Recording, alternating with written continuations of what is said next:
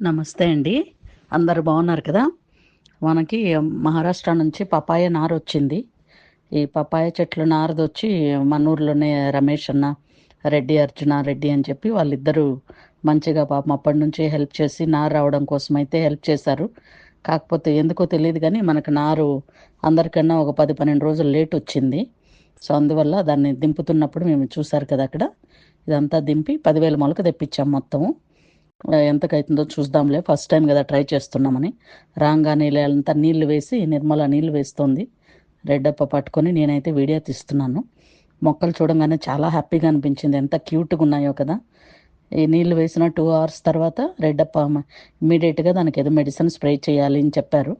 Medicine తీసుకొచ్చిన తర్వాత అందులో వాటర్లో కలిపి లైట్గా స్ప్రే చేసాము. బయట నుండి వచ్చింది కదా, ఏదైనా వైరస్ ఏమైనా సన్నది ఉంటే అక్కడ అరెస్ట్ అవుతుంది అన్నట్టుగా. ఇది అయిపోగానే నాకు చిన్నప్పటి నుంచి ఇలాంటి పనులు చాలా ఇష్టము.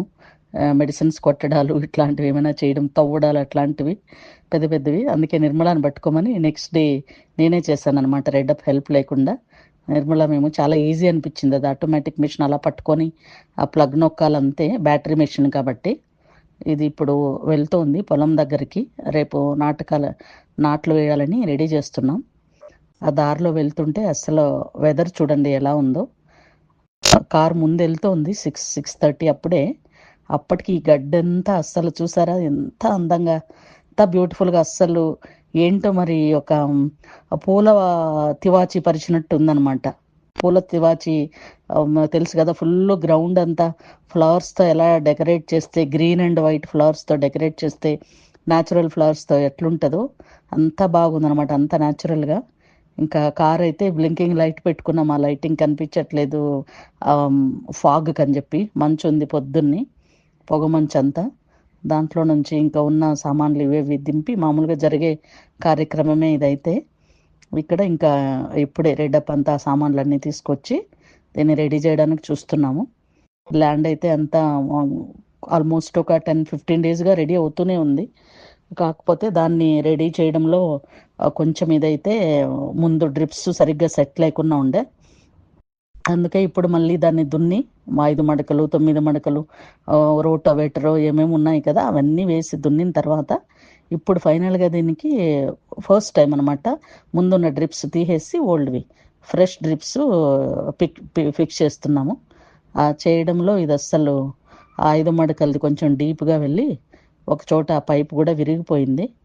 ఆ పైపు రెడప్ అయితే రెడీ చేస్తున్నాడు అనుకోండి. దీన్ని ఇంకా కొంచెం పాపం రెడ్డప్ప వీటిల్లో కొంచెం బాగా ఎక్స్పర్టే.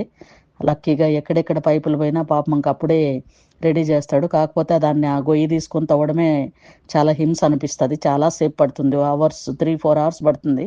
చూడండి నడుములు ఎత్తు కిందకి దిగాలంటే. మరి అంత కింద ఉన్న పైపు ఎలా కట్ అయిందో తెలియదు ట్రాక్టర్కి. జేసీబీకి అయితే మామూలుగా కామన్గా జరిగాయి ఇంతకుముందు.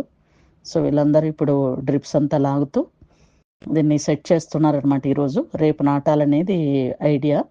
సో ఈరోజు చేసుకొని వాటర్ వదిలేస్తే ఇదంతా సెట్ అయిపోయినాక వాటర్ పడి ఉంటుంది కదా, పొద్దున్నే వచ్చి నాట్లు స్టార్ట్ చేద్దామని ఉన్నాము.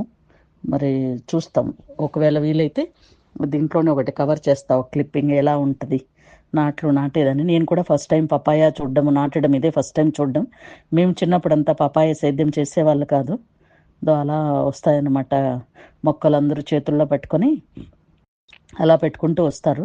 ఇది యాక్చువల్గా మనకు ముందు నాటేసిన తర్వాత మిగిలిన పపాయదనమాట. ముందు 10 ఎకరాలలో మామిడి తోట ఉంటే అందులోనే ఇంటర్నల్గా నాటాము.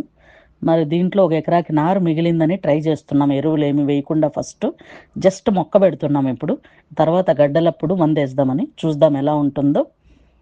మళ్ళీ నెక్స్ట్ ప్రోగ్రెస్ తవ్విన తర్వాత చూపిస్తానండి. Good day.